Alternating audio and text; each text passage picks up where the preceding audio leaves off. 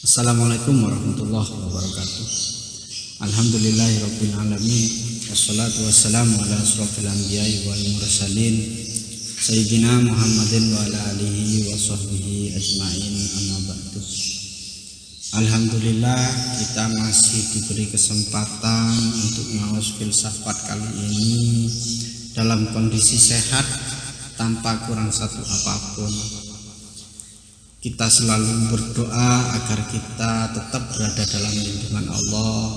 Kita terus sehat agar kita bisa selalu ngaji, ngaos, baik filsafat, baik agama, atau apapun yang bermanfaat untuk kita. Semoga kita sehat, keluarga kita sehat, sahabat-sahabat kita sehat di sana, dan juga kita berdoa pada Allah agar virus-virus corona ini cepat hilang dari bumi Indonesia dan juga dunia pada umumnya. Tentunya kita sebagai manusia yang hidup di Indonesia, dalam melawan virus corona kita harus mengikuti pada protokol-protokol kesehatan yang telah diatur oleh pemerintah. Hal itu sebagai satu bentuk ikhtiari kita, ikhtiar manusia, agar kita selamat di dunia, selamat dari virus-virus corona ini, sekaligus juga selalu berdoa pada Allah mohon perlindungan agar dijauhkan dari virus-virus corona ini. Amin, amin, amin ya rabbal alamin. Alhamdulillah, sahabat-sahabat, kita ngaji kali ini tentang filsafat dan agama. Dua istilah ini selalu menjadi perbincangan dari zaman dulu sampai zaman sekarang. Dari mulai zaman Yunani, pertarungan antara kaum mitologi dengan alam rasional itu kemudian dijadikan sebagai satu bentuk konfrontasi. Perbincangan-perbincangan agama dengan orang filsafat yang kemudian tidak pernah menemukan satu titik temu karena gara-gara produk pemikiran filsafatnya, ini kemudian menjadikan image orang bahwa filsafat tidak akan pernah bertemu dengan agama. Filsafat dan agama selalu dikonfrontasikan dari zaman dulu sampai zaman sekarang.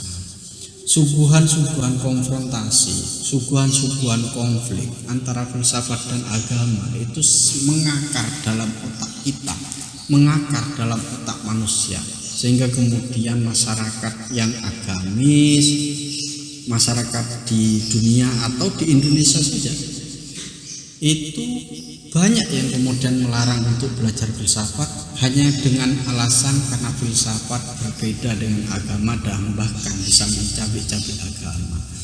Nah, suguhan-suguhan teori yang seperti itu perlu sebenarnya kita kritisi, karena kita tidak hidup di zaman masa lalu.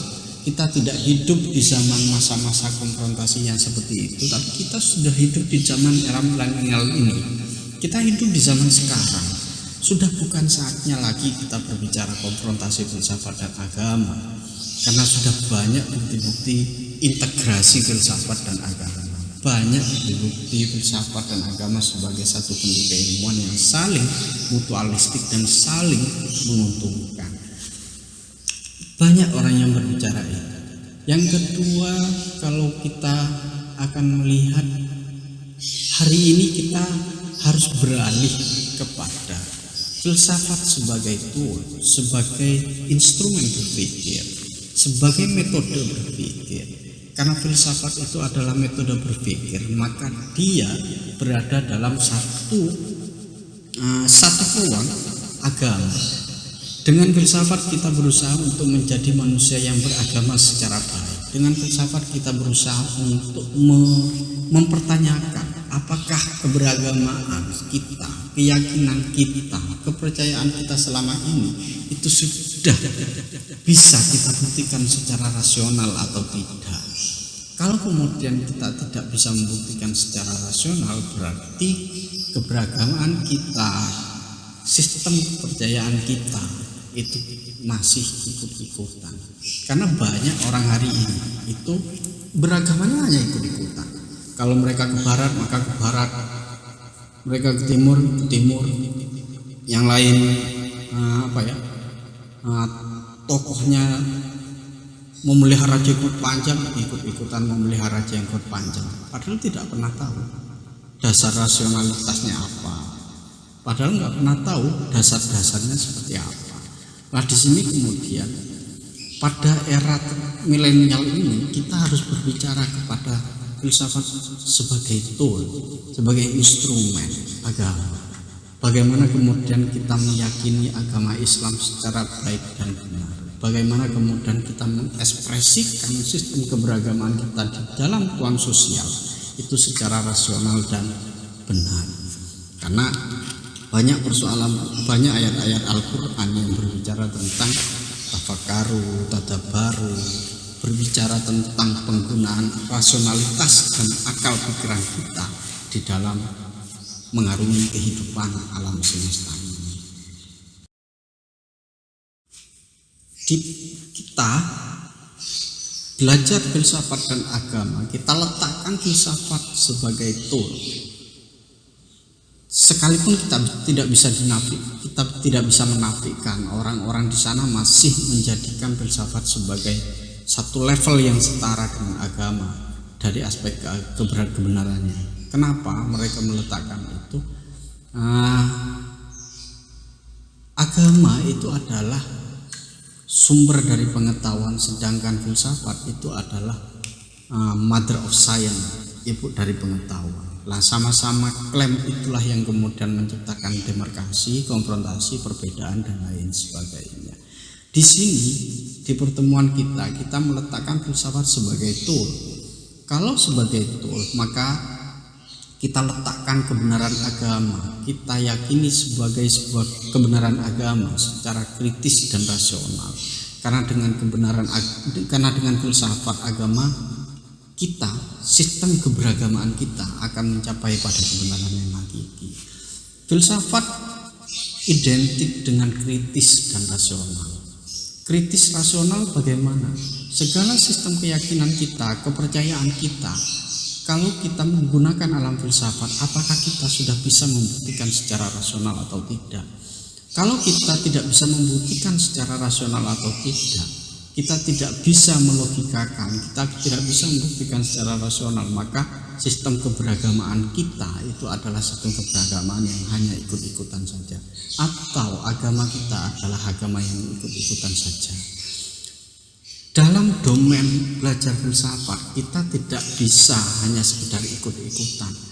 Kita beragama harus rasional, beragama harus memiliki dasar.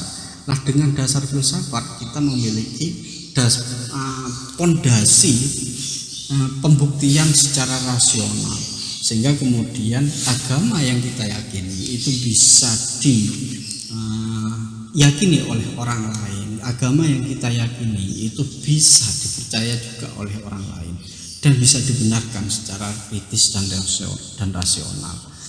Nah, itu yang harus kita kembangkan dengan alam filsafat.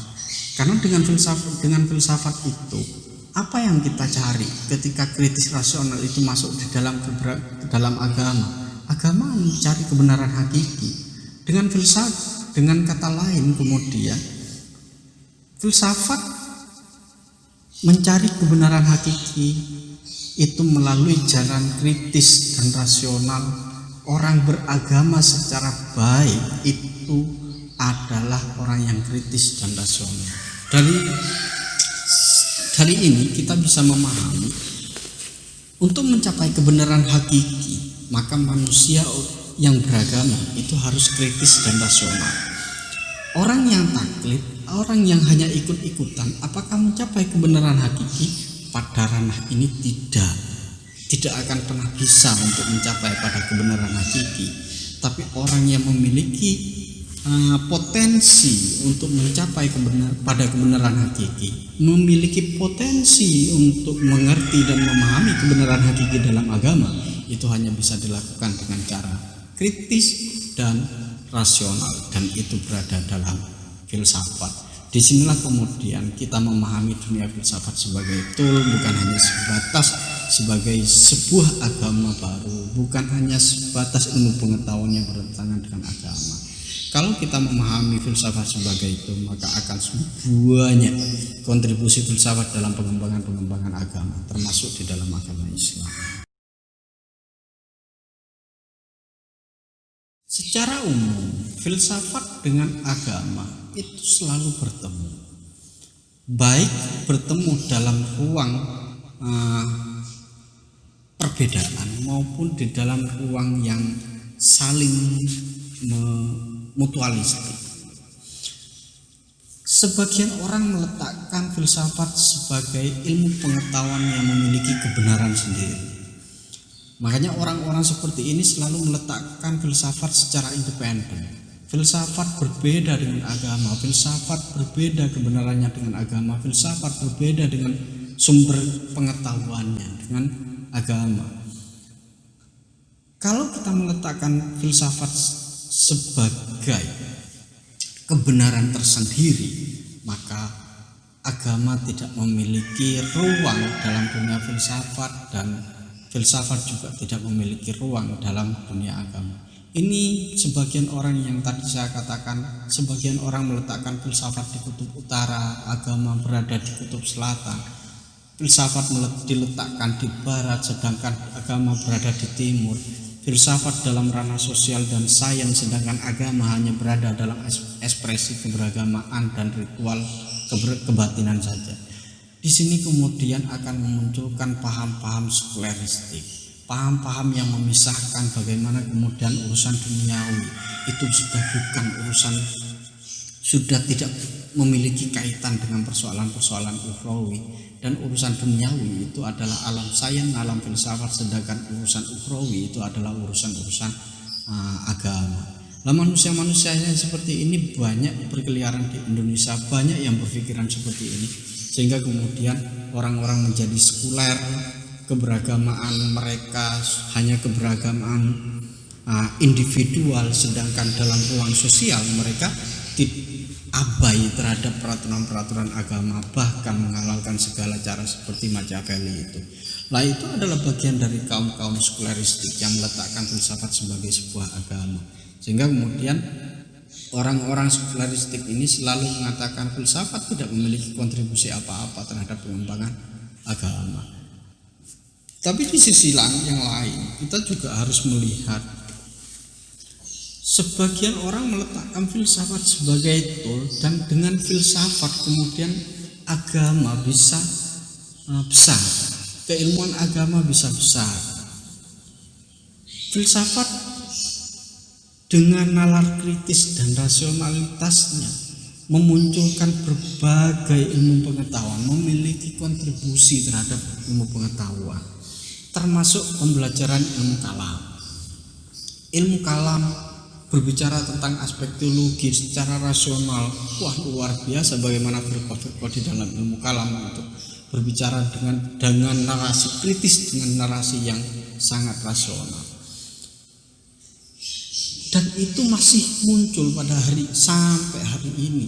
Perbedaan-perbedaan dalam aliran, perbedaan-perbedaan dalam faksi, hampir semuanya adalah bagian dari kontribusi pengembangan terhadap pemahaman ilmu pengetahuan yang berbeda-beda. Itu yang dikembangkan dalam dunia agama dan khususnya ilmu kalam. Di sisi yang lain adalah usul fikih. Keilmuan usul fikih karena dengan usul fikih kita berbicara tentang proses ijtihadi, proses qiyas, proses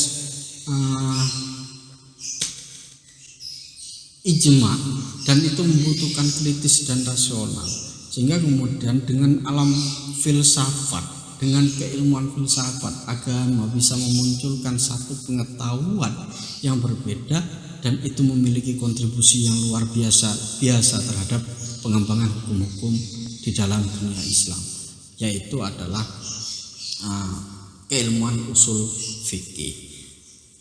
Yang selanjutnya bisa kita lihat di dalam ulumul Quran, ulumul hadis, semua berbicara tentang keilmuan-keilmuan Al-Quran, keilmuan-keilmuan hadis, dan itu tidak akan pernah bisa bangkit dan tidak pernah ada ketika orang tidak menggeluti alam-alam dunia filsafat. Bagaimana kemudian meletakkan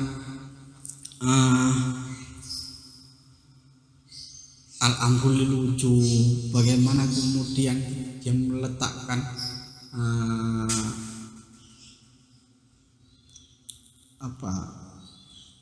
keilmuan-keilmuan Al-Quran dan ulumul hadis, seperti ini hadis sahih, ini hadis hasan, ini hadis mutawatir, ini hadis ahad, dan lain sebagainya. Ini membutuhkan keilmuan-keilmuan yang sangat rasional dan membutuhkan keilmuan-keilmuan yang kritis. Di sisi yang lain yang sangat dekat dengan kita adalah ilmu mantik. Ilmu mantik, aljabar, ilmu mantik sangat erat kaitannya dengan filsafat, karena logika yang dimunculkan oleh Aristoteles itu kemudian diadopsi, dikembangkan dalam dunia Islam dengan bahasa ilmu mantik, ilmu logika itu. Nah, di sisi yang lain kemudian kita harus meletakkan bahwa filsafat sebagai analisis agama. Dari munculnya ilmu-ilmu Islam, ilmu kalam, usul fikih, ilmu Quran, ilmu hadis, dan ilmu mantik, maka sebenarnya Islam meletakkan filsafat sebagai sebuah tool, sebagai analisis untuk menjelaskan bahasa agama. Karena kita paham betul bahwa Al-Quran itu adalah satu yang sangat universal, kitab suci yang memiliki kandungan universal. Kandungan Al-Quran itu secara tersirat maupun tersurat membutuhkan pemikiran kita, pemikiran filsafat, sehingga kemudian agama tidak lagi berlangit, tapi agama Islam berada yang solih likulli zaman wal makan, agama yang relevan dalam kehidupan kita, agama yang cocok dalam setiap keadaan. Karena itu yang dijanjikan, agama harus dijaga, Islam harus dijaga, Al-Quran harus dijaga. Bagaimana kemudian kita menjaga Al-Quran? Maka kita berusaha untuk menjelaskan. Bagaimana kita menjaga Islam? Kita harus menjelaskan dan menjelaskan, mendeskripsikan, menganalisis segala bentuk keyakinan sehingga terbukti secara rasional itu adalah bagian dari keilmuan filsafat. Di sini kemudian kita harus memahami bahwa filsafat akan meneguhkan sistem keberagamaan kita, akan meneguhkan keimanan kita, akan meneguhkan keislaman kita. Maka kita harus introspeksi, banyak-banyak introspeksi, banyak-banyak berpikir, banyak-banyak bertadabbur. Apakah kemudian keberagamaan kita selama ini sudah sesuai dengan kebenaran yang dianjurkan oleh agama atau tidak? Disinilah fungsi kita belajar filsafat.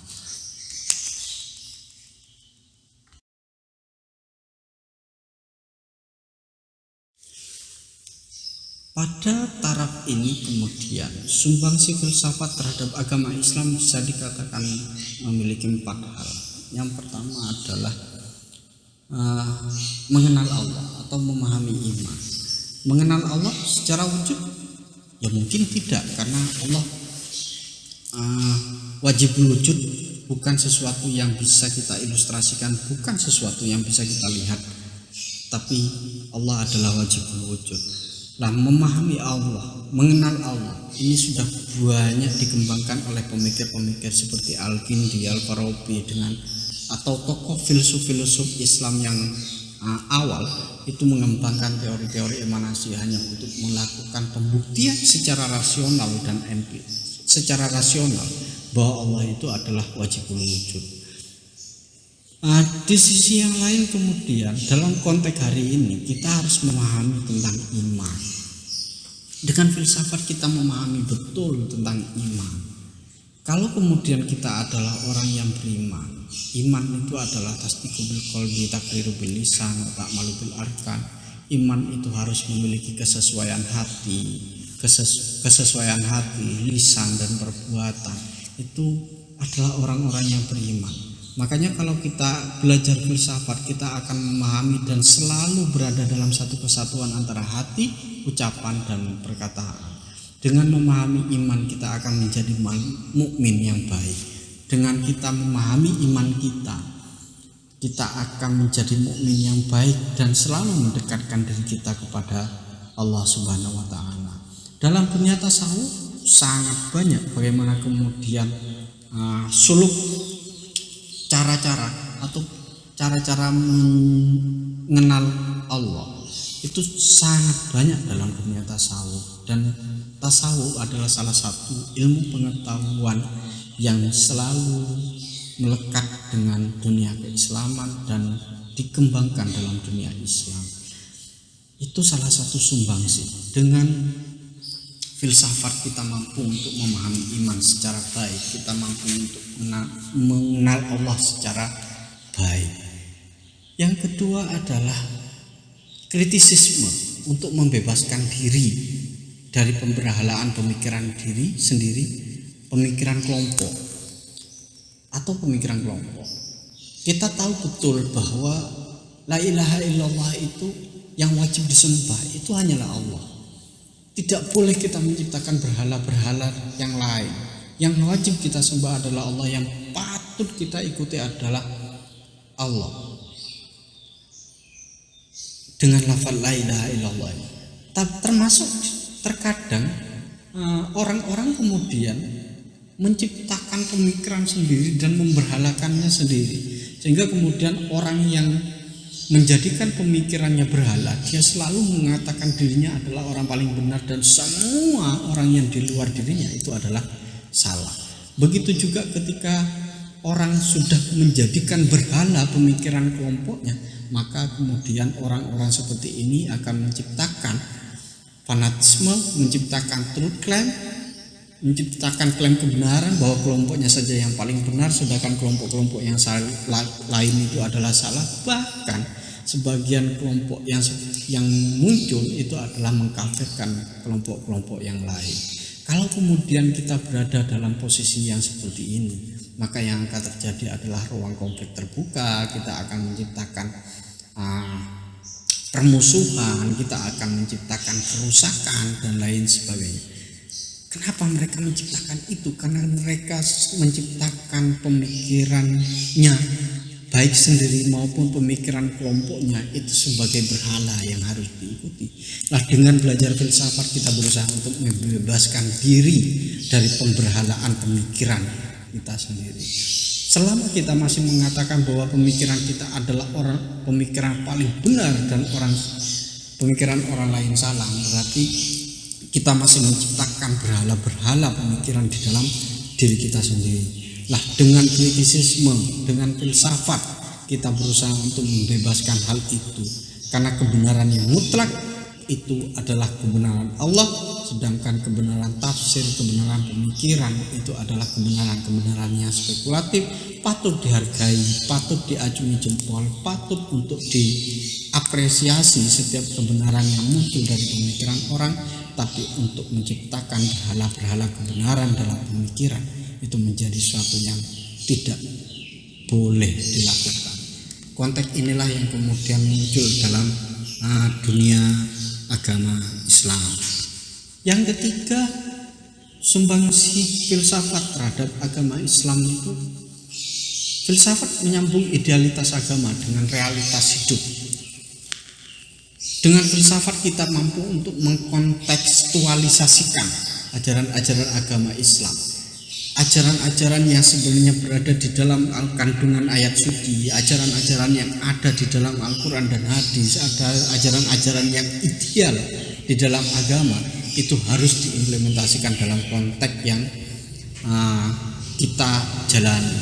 Lah, kalau kemudian kita melakukan proses kontekstualisasi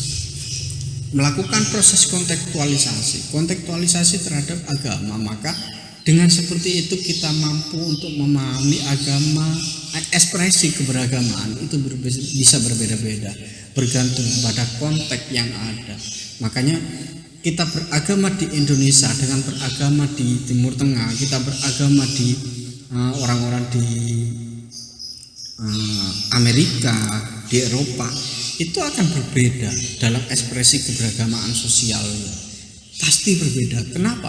Karena adanya konteks yang kemudian berbeda. Kalau toh sebagian orang mengatakan enggak, beragama itu harus sama, berislam itu harus sama, di Indonesia harus sama, harus sama dengan di Arab, harus sama dengan di Eropa. Ya iya, pada aspek qot'i, sesuatu yang tidak pernah bisa dirubah itu harus sama. Nggak bisa kemudian kita merubah sholat. Kalau sholat maghrib itu ketentuan idealnya itu 3, kemudian di Indonesia itu 3, di Arab 3, kemudian di Eropa itu menjadi 2, nggak bisa. Harus sama, harus karena itu adalah suatu yang qot'i.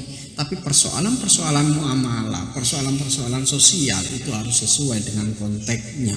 Karena kebutuhan, kehidupan, lingkungan itu pun juga berbeda-beda. Jangankan kita berbicara pada konteks pada hari ini, Al-Quran, ayat-ayat Al-Quran yang turun di Mekah, ayat-ayat Al-Quran yang turun di Madinah itu berbeda pada aspek makna, berbeda pada aspek pada aspek konteksnya, sehingga kemudian di dalam ulumul Quran itu disebutkan dengan ada ayat-ayat makkiyah, ada ayat-ayat yang madaniyah, ayat-ayat yang sesuai dengan konteks turunnya di Mekah dan sesuai dengan konteks turunnya di Madinah. Itu bisa berbeda-beda, termasuk di dalam isarah dan maknanya pun juga berbeda-beda. Apalagi di dalam sistem era milenial seperti sekarang, apalagi kita berada dalam era milenial, kita hidup dalam dunia yang berbeda-beda, sehingga kemudian ekspresi keberagamaannya pun juga bisa berbeda-beda. Yang penting apa? Yang penting di dalam kontekstualisasi kita mencoba untuk menjadi manusia yang baik, khairun nas anfa'uhum linnas. Kontekstualisasi agama secara ideal dalam bentuk realitas itu harus membawa kepada asas manfaatnya, manfaat kepada diri kita dan juga manfaat kepada orang lain. Dan dengan dunia filsafat kita mampu untuk memahami ruang idealitas agama yang bisa dikontekskan dalam realitas yang berbeda-beda. Yang keempat, filsafat sebagai perangkat untuk merefleksi diri, kontemplasi, membaca diri kita, membaca Allah, membaca hubungan kita dengan Allah, membaca diri kita, apakah kita sudah benar menjalani kehidupan ini, apakah kita sudah bisa benar menjadi seorang hamba Allah.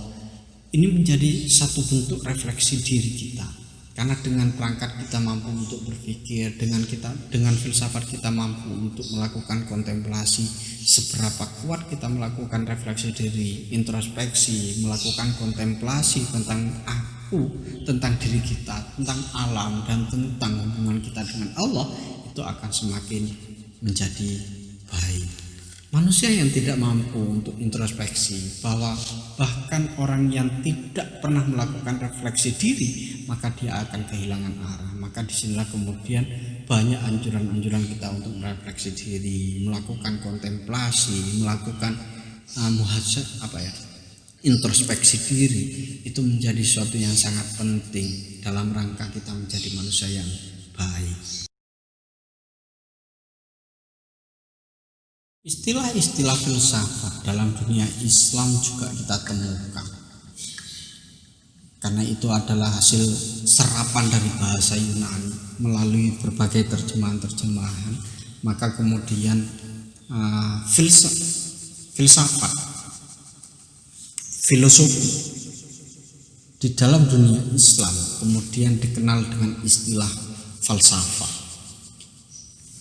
Kata falsafah, istilah falsafah ini serapan dari bahasa Yunani melalui berbagai terjemahan, dari filsafat ke falsafah. Ini sangat dekat, filosofi ke falsafah ini sangat dekat. Al-Kindi kemudian mengatakan Falsafah adalah ilmu yang mempelajari hakikat segala sesuatu sebatas kemampuan manusia. Filsafat teoritis mencari kebenaran, manakala filsafat praktis mengarahkan pelakunya agar ikut kebenaran. Filsafat merupakan usaha manusia mengenal dirinya. Itu bagi Al-Kindi. Al-Kindi mengatakan filsafat mempelajari hakikat segala sesuatu sebatas kemampuan manusia. Ingat, sebatas kemampuan manusia. Kalau manusia itu sudah menggunakan akal sehatnya, akal pikiran yang sehat untuk mempelajari hakikat segala sesuatu, maka dia akan berada di dalam batasan-batasan kemanusiaannya. Karena melampaui batasan-batasan manusia itu tidak akan pernah mampu. Nah, disinilah kemudian hakikat kebenaran hakikat yang dipelajari dalam dunia filsafat jelas akan mengarahkan kepada wilayah kebenaran. Kebenaran apa? Kebenaran agama, kebenaran diri. Karena dengan kebenaran-kebenaran yang dimunculkan dalam dunia filsafat, kita mampu untuk mengenal diri kita. Dengan filsafat, kata Al-Kindi, kita berusaha untuk mengenal diri kita sendiri. Kalau kita tidak mampu mengenal diri kita, maka bagaimana kita akan mengerti terhadap kebenaran-kebenaran yang berbeda? Man arafa nafsahu faqad arafa rabbahu. Siapa yang mengerti dirinya, maka dia akan berjalan ke arah Tuhannya. Kalau dia mengerti terhadap kebenaran yang diyakini dalam dirinya, maka dia akan mengerti terhadap kebenaran-kebenaran yang diyakini yang berada di dalam Tuhannya. Itu yang kemudian ingin dikatakan oleh Al-Kindi. Ikhwan Sofa mengatakan filsafat itu berangkat dari rasa ingin tahu, adapun puncaknya berkata dan berbuat sesuai dengan apa yang diketahui.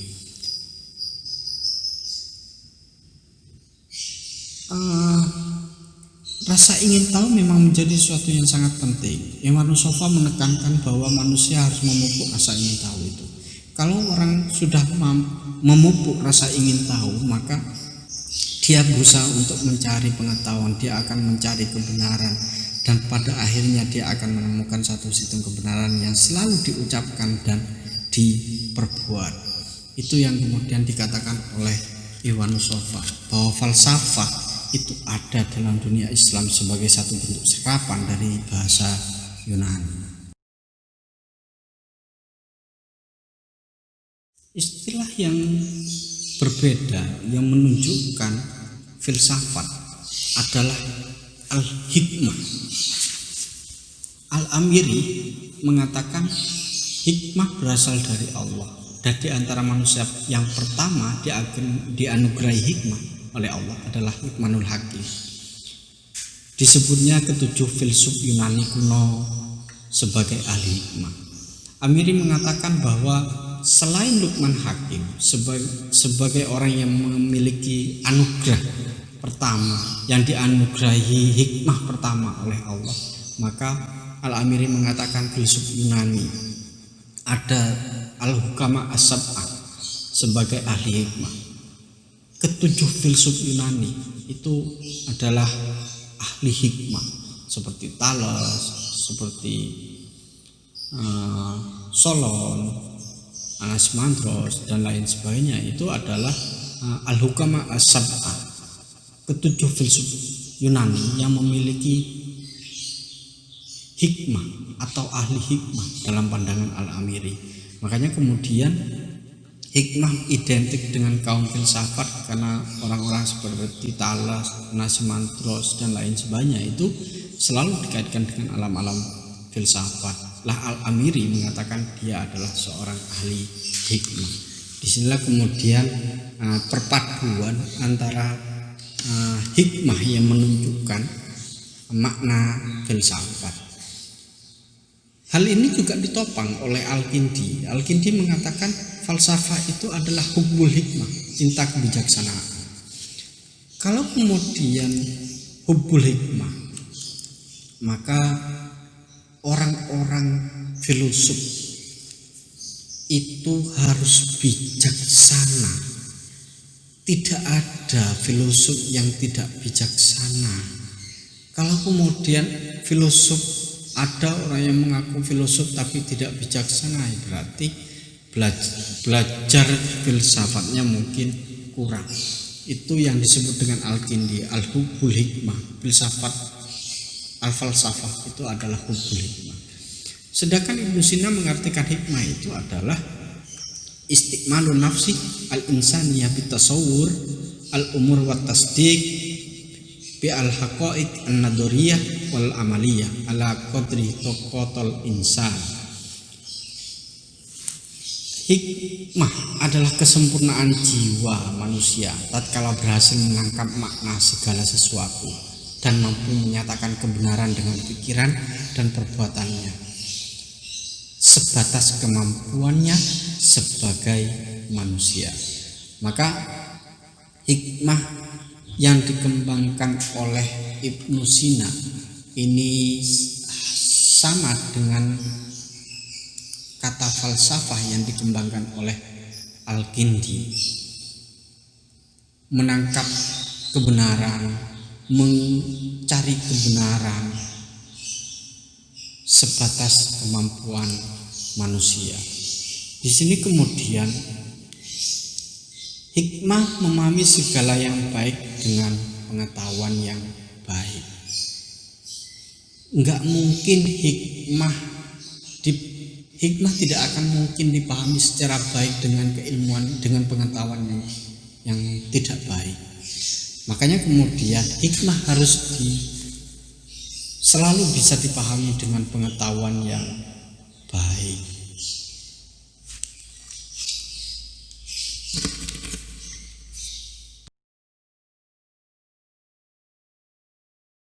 Istilah filsafat, istilah Islam yang menunjukkan makna filsafat yang ketiga adalah al-ulum al-awal, al-awail. Ulum al-awail artinya ilmu-ilmu orang zaman dulu, yaitu ilmu-ilmu yang berasal dari peradaban kuno pra-Islam seperti India, Persia, Yunani, dan Romawi, termasuk diantaranya ilmu logika, matematika, astronomi, fisika, biologi, kedokteran, dan sebagainya. Ilmu-ilmu pengetahuan tentang alam, astronomi, tentang matematika, tentang logika, itu adalah ilmu-ilmu orang zaman dulu yang dimunculkan di Yunani, di Persia, di India, di Romawi. Maka kemudian al-ulum al-awail itu selalu identik dengan produk-produk pemikiran orang filosof. Disinilah kemudian al-ulum al-awail itu selalu menyebut pemikir-pemikir seperti Thales, seperti Anaximandros, seperti Aristoteles, seperti Plato, itu selalu disebut sebagai pencetus dari ilmu pengetahuan pada zaman dulu, pada zaman kuno. Berangkat dari ilustrasi-ilustrasi di atas, kemudian kita bisa mesarikan atau mengambil benang merahnya bahwa tujuan filsafat secara umum dalam dunia Islam itu adalah iqaqul haq, tahqiqul haq, membenarkan yang benar, dan ibtalul batil, tatilul batil, atau membatalkan yang batil. Tentunya membenarkan yang benar, membatalkan yang batil secara rasional, persuasif, dan elegan. Orang filosof selalu membenarkan yang benar itu harus dibenarkan, yang salah itu harus disalahkan. Jangan kemudian kita membenarkan sesuatu yang salah, apalagi menyalahkan sesuatu yang benar. Kenapa? Karena dengan seperti itu kita berusaha menjadi manusia yang sebenarnya, menjadi manusia yang sesuai dengan kemanusiaan. Seperti jargon di ngaos filsafat ini, ban alim tadi menungso itu adalah tahqiqul haqqi wa ibtalul wa tabtilul batil, membenarkan yang benar dan membatalkan yang batil. Gak boleh ragu dan tidak boleh kemudian bimbang. Kalau yang batil tetap kita katakan batil dan yang benar kita katakan benar. Hasrat ingin tahu di dalam dunia filsafat memang luar biasa. Kita sudah tahu bahwa itu adalah sebuah kebenaran. Apakah kemudian kita harus mempertanyakan? Dalam dunia filsafat kita harus mempertanyakan. Kita juga harus mempertanyakan. Kita tahu bahwa Allah itu Maha mengetahui. Pantaskah kemudian kita bertanya apakah Allah Maha mengetahui? Ya pantas saja. Seperti rasa ingin tahu yang dimiliki oleh Nabi Ibrahim yang mendorongnya bertanya bagaimana Allah menghidupkan orang mati. Allah balik bertanya kepada Nabi Ibrahim, apakah engkau belum percaya? Nabi Ibrahim menjawab, aku percaya, akan tetapi aku bertanya supaya hatiku tentram. Jadi filsafat itu untuk mengokohkan kebenaran sekaligus menghapus keraguan. Dengan bertanya, dengan menanyakan segala sesuatu yang kita yakini, dengan mempertanyakan segala sesuatu yang kita percayai, itu bukan dalam rangka menghancurkan, tapi dalam rangka mengokohkan kebenaran dan menghapus setiap keraguan. Seperti yang dilakukan oleh Nabi Ibrahim, bukan tidak percaya kepada Allah untuk akan kekuasaannya membangkitkan atau menghidupkan orang mati, tapi Nabi Ibrahim percaya, sangat percaya bahwa Allah mampu untuk melakukan itu, tapi untuk menciptakan hati yang tentram, mengokohkan kebenaran dan menghapus setiap keraguan, maka harus kita buktikan secara rasional, dan hasrat ingin tahu menjadi salah satu modal untuk melakukan seperti itu.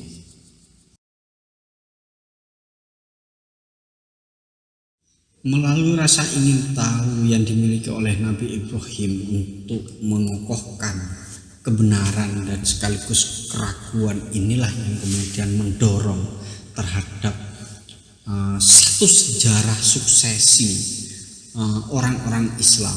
Orang-orang Islam pernah mengalami satu kesuksesan yang luar biasa. Bagaimana kemudian ilmuwan-ilmuwan itu keluar dari dunia Islam. Bagaimana seperti Al-Kindi itu muncul, Al-Farabi itu muncul, Al-Khawarizmi itu muncul, Ibnu Sina itu muncul, Suhrawardi itu muncul, dan lain sebagainya. Banyak ilmuwan-ilmuwan dari kalangan Islam kemudian bangkit dan bahkan sangat dikenal di dunia, dan itu diambil dari keilmuan-keilmuan yang dimiliki oleh orang Islam. Kenapa orang-orang dulu itu sangat sukses? Karena orang Islam pada waktu itu sangat yakin betul terhadap dorongan religius, bahwa Islam sangat mementingkan untuk menuntut ilmu. Bahkan menuntut ilmu menjadi sebuah kewajiban agama. Makanya orang Islam kemudian harus menuntut ilmu sebanyak-banyaknya, sebagus-bagusnya. Karena dengan menuntut ilmu kemudian dia mencoba untuk mengekspresikan dunia berpikirnya. Dia ingin menciptakan dunia kemanusiaannya dengan alam pemikirannya. Bahkan dia melakukan satu bentuk pembuktian secara rasional. Maka muncullah teori emanasi dan lain sebagainya, teori tauhid dan lain sebagainya. Ini yang kemudian muncul pada zaman-zaman dulu, entah pada hari ini. Kenapa kemudian hadis-hadis Nabi yang banyak berbicara tentang kewajiban kita sebagai umat Islam menuntut ilmu cenderung diabaikan, dan bahkan kemudian kita tidak pernah menggunakan akal pikiran kita untuk menuntut ilmu. Yang ada adalah sekedar ikut-ikutan di dalam beragama. Yang kedua adalah apresiasi masyarakat sangat tinggi terhadap ilmuwan dan buku. Pada saat itu luar biasa. Jadi ilmuwan-ilmuwan masyarakat itu sangat mengapresiasi orang-orang yang memiliki ilmu tinggi. Orang yang memiliki ilmu tinggi pasti memiliki derajat yang tinggi. memiliki pemikiran yang tinggi akan menciptakan sebuah solusi yang baik di kalangan masyarakat, bermanfaat bagi masyarakat, dan sudah pasti akan mengarah kepada penciptaan peradaban yang sangat baik. Apresiasi yang dimiliki oleh masyarakat ini tidak hanya sekedar pada ilmu, tapi juga kepada buku. Buku menjadi sesuatu yang sangat penting. Tapi di era digital kita hari ini, buku seakan-akan menjadi sesuatu yang sangat tidak penting, karena banyak orang yang kemudian tidak beli buku, beli kuota, hanya akses di internet dan lain sebagainya. Tidak lagi membaca pada buku-buku atau karya-karya orang dulu, tapi lebih senang membaca di internet. Entah apa yang kemudian menjadikan kita berada dalam posisi yang seperti ini. Apakah kita adalah bagian dari manusia-manusia instan yang tidak ingin melakukan proses lebih jauh seperti orang-orang dulu atau tidak, atau seperti apa? Itu yang bisa dijadikan sebagai satu bentuk refleksi bagi diri kita. Kalau kemudian kita mampu menghargai ilmu pengetahuan sebagai bagian atau kewajiban dari agama, maka kita mau atau tidak, sadar atau tidak, kita harus menuntut ilmu sebaik-baiknya dan menggunakan akal pikiran kita sebagus-bagusnya, baik dalam rangka untuk melakukan pembuktian keyakinan kita secara rasional maupun untuk mengokohkan kebenaran yang kita yakini. Hal itulah yang harus kita lakukan sebagai umat Islam. Pentingnya ilmu dan perangkatnya dan buku itu menjadi gaya hidup orang-orang zaman dulu. Jadi orang-orang muslim zaman dulu itu pekerjaannya adalah memburu manuskrip, memburu buku-buku tua, memburu naskah-naskah kuno yang kemudian hasil peninggalan orang-orang zaman dulu. Itu sebagai satu bentuk ilmu yang harus kita pelajari untuk memahami realitas sejarah dalam rangka melakukan proses kontekstualisasi ajaran agama Islam dengan ajaran-ajaran yang sekarang. Memburu manuskrip ini menjadi sesuatu yang barang langka pada hari ini. Bahkan abai dan enggan untuk mengumpulkan manuskrip, kecuali orang-orang yang sudah berkecimpung di museum-museum naskah dan manuskrip dan lain sebagainya. Yang kedua adalah orang-orang dulu selalu menerjemahkan kitab, buku. Jadi kita untuk mencari referensi itu harus menerjemahkan. Terjemahan dari bahasa Yunani ke bahasa Arab, dari bahasa Arab ke bahasa Inggris, atau dari bahasa Arab bahasa Inggris ke bahasa Indonesia, ini dalam rangka untuk transformasi pengetahuan agar pengetahuan tidak hanya dimiliki oleh satu bahasa tapi juga dimiliki oleh berbagai bahasa, dan semua manusia itu kemudian menikmati hasil karya yang dimiliki oleh para tokoh-tokoh itu. Maka yang dilakukan oleh orang-orang zaman dulu selalu membuat komentar atas karya orang-orang terdahulu. Komentar atas karya orang dahulu itu juga di dalam bentuk buku. Jadi kalau kita mengomentari buku, maka tulislah buku. Kita mengomentari buku, tapi kita tulis di status WA. Zaman-zaman hari ini kan keren.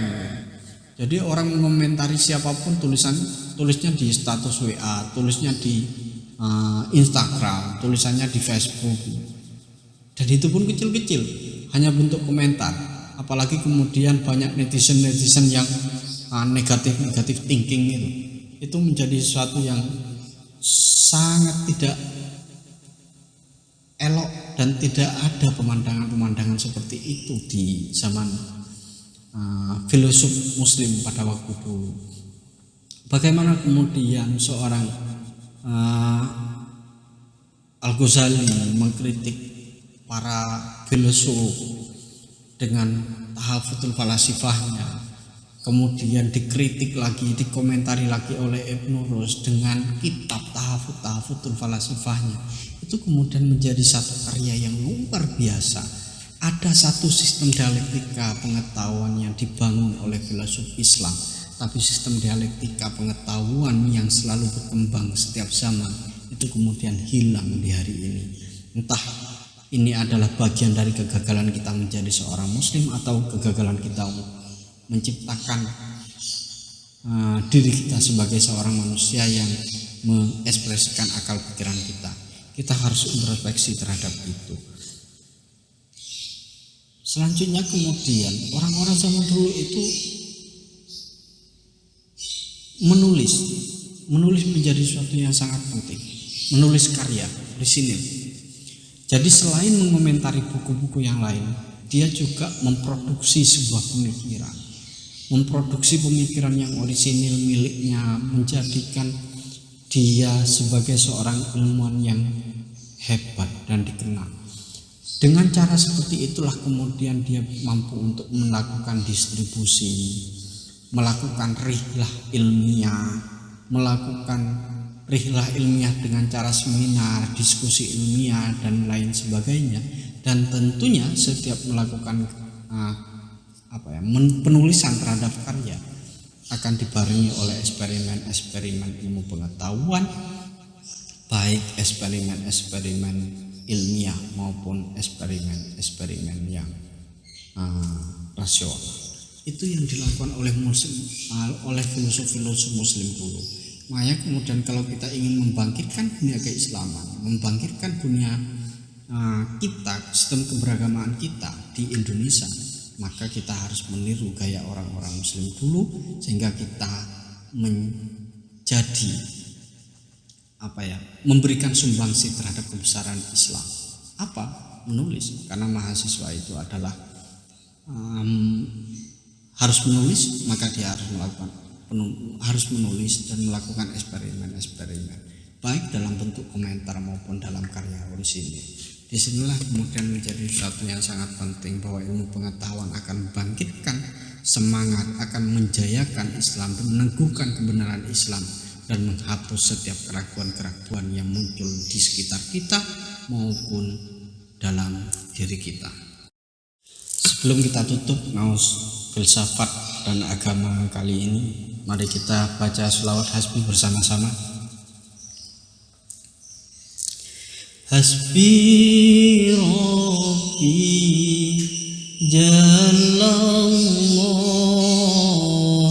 ma fi qalbi Khairullah Nur Muhammad Sallallahu La ilaha illallah Hasbi Rabbi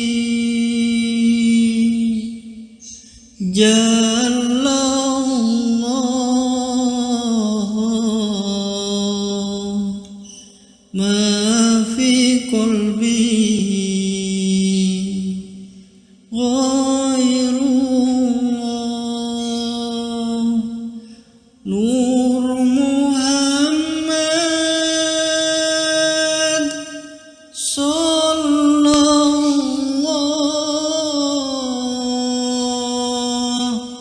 La ilaha illallah. Akhirul kalam, wallahu muwaffiq ila aqwamit thoriq. Wassalamualaikum warahmatullahi wabarakatuh.